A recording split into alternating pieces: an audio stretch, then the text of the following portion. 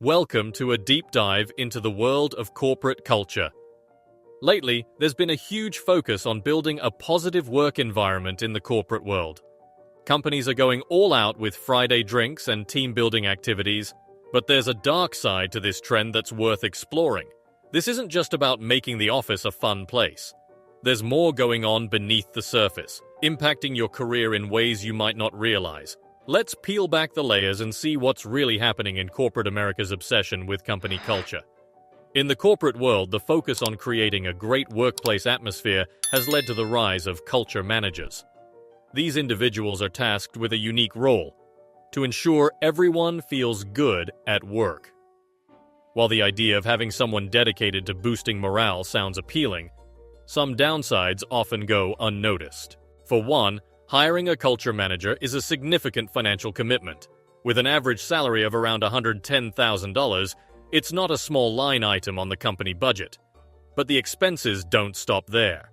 Think about all the team-building activities and company events that come into play. These aren't just fun and games, they're costly undertakings. From arranging outings to buying supplies for office parties, the budget for keeping the office atmosphere upbeat can quickly balloon. Plus, there's the hidden cost of lost productivity. Every hour employees spend away from their desks, playing ping pong or attending group lunches, is an hour not spent on actual work. This lost time can add up, potentially impacting the company's overall performance. However, this role comes with its set of challenges. For one, it's not easy to measure the direct impact of a culture manager's work on the company's bottom line. While a positive work environment is crucial, quantifying its effects on productivity and profitability can be tricky. Culture managers often have to justify their strategies and prove their worth, which can be a stressful endeavor. Moreover, ensuring that the company culture aligns with the diverse needs and preferences of all employees is a delicate balancing act. One size does not fit all in workplace culture, and what works for one team may not resonate with another. The culture manager must navigate these complexities while maintaining a cohesive and inclusive environment that supports the company's values and goals. In essence, the role of a culture manager is vital in shaping the workplace ethos. They play a key role in fostering a sense of community and belonging among employees, which in turn can lead to greater job satisfaction and loyalty. However, the challenge lies in doing so in a way that aligns with the company's objectives and doesn't detract from the core business activities. The thing is, this whole culture craze in companies isn't as straightforward as it seems. Many employees feel like they're just going through the motions with these fun activities. They're there because they have to be, not because they want to be. It's almost like there's this unspoken rule that if you're not visibly enjoying the team-building exercises, you're not a team player. This creates a weird pressure to pretend you're having a blast, even if you're not. But let's not forget, creating this perfect work-is-fun environment isn't cheap. It's an investment, and companies are banking on it paying off in the long run in terms of employee satisfaction, retention, and productivity. However, if employees feel like these cultural initiatives are more of a chore than a perk, it can backfire, leaving the company with less than thrilled employees and a lighter wallet. But why do companies keep pushing this cultural agenda? Well, it's not just about making the workplace a fun place. There's a deeper strategy at play here. Let's share some of the reasons why they tend to do it. First off, some companies aren't just aiming for a good culture, they're bordering on creating a cult-like atmosphere. This is especially true in big corporations, where management pushes the idea that the company is about more than just making money. They want employees to buy into a bigger vision, often using rituals and specific language to reinforce this. For instance, Walmart has a daily company cheer, and companies like Disney, Google, and Amazon have unique terms for their employees like cast members or Googlers. These tactics are more than just fun and games. They're about conditioning employees to think of their work as something more significant than just a paycheck. It's a form of mental conditioning with a clear objective: to get employees to stay longer, share more ideas, and accept lower salaries. Think about it. Companies like Google offer perks like free salad bars to keep employees in the office longer. Goldman Sachs promotes a culture of being the best, which translates into employees working incredibly long hours. Secondly, The rise in diversity and inclusion in the workplace is a huge step forward, but it does bring its own set of challenges.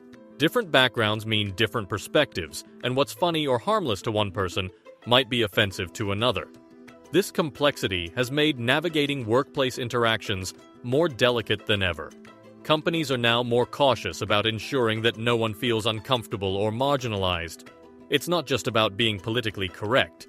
It's about creating an environment where everyone can work without fear of being disrespected or discriminated against.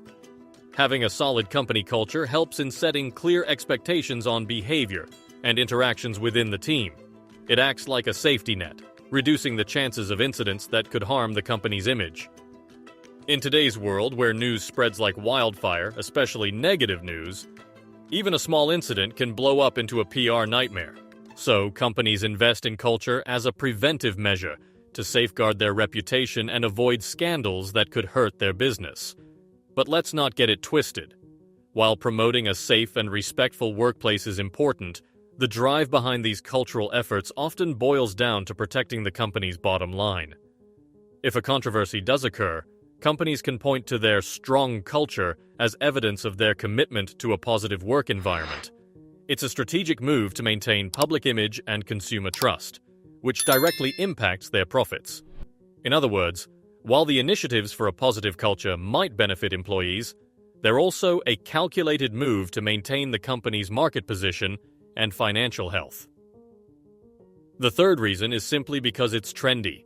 The reason companies are all about culture these days is that they saw how cool and successful tech startups are with their unique office vibes. So, they thought they should do the same to be successful too. But here's the problem. Many companies just copied what they saw on the surface. For example, they made open-plan offices because tech companies had them. These are offices where everyone works in one big room without walls or cubicles. The idea was to help people work together better. But really, it often just means more people in a smaller space. It can get noisy and hard to focus on your work. So, instead of really making work better, a lot of companies just followed trends. They wanted their offices to look cool and have fun perks. But just making an office look nice doesn't actually make work better for the people there. It's like if you paint an old car to make it look new, but the engine still doesn't work right. And just because one thing works for a tech company doesn't mean it will work for every company. Each company is different, so copying others doesn't always work out. Here's another big reason why companies are all about culture these days. They're trying to keep their workers interested and motivated. See, not everyone wants to stick with one job for 40 years like people used to.